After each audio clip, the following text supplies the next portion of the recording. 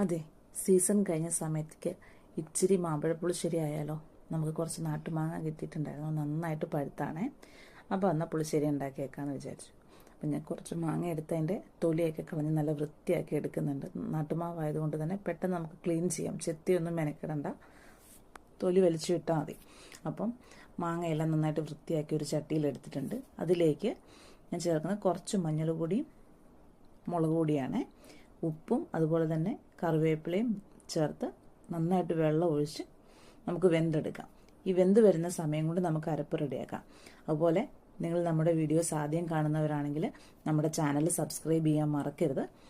നിങ്ങളുടെ അഭിപ്രായങ്ങളും നിർദ്ദേശങ്ങളും കമൻറ്റായി അറിയിക്കണം കേട്ടോ.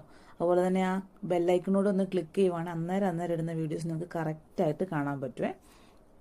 അപ്പോൾ മാങ്ങയെല്ലാം നന്നായിട്ട് വെന്ത സമയത്തേക്ക് നമ്മൾ അരപ്പ് റെഡിയാക്കി ചേർത്തിട്ടുണ്ട്. അരപ്പിലും നമ്മൾ പ്രത്യേകിച്ചൊന്നും ചേർത്തിട്ടില്ല, തേങ്ങയും ജീരകവും മഞ്ഞളും മാത്രമേ ചേർത്തിട്ടുള്ളൂ. നല്ല മഷി പോലെ അരച്ച് തിളച്ച് നിൽക്കുന്ന മാങ്ങയിലേക്ക് ചേർത്തിട്ടുണ്ട് കേട്ടോ.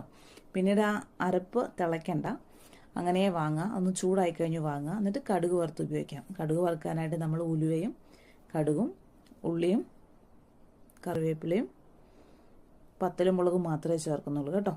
അപ്പം നിങ്ങൾ ഈ ഒരു രീതിയിൽ ഉണ്ടാക്കി നോക്കുക. ഇത് പിന്നെ മാങ്ങായ്ക്ക് കുറച്ച് നാട്ടുമാവായതുകൊണ്ട് പുളിയുണ്ട്, അതുകൊണ്ടാണ് ഞാൻ തൈര് ചേർക്കാത്തത് കേട്ടോ. അപ്പോൾ എന്തായാലും നിങ്ങളുടെ അഭിപ്രായങ്ങളും നിർദ്ദേശങ്ങളും അറിയിക്കാൻ മറക്കരുത്. ഓക്കെ.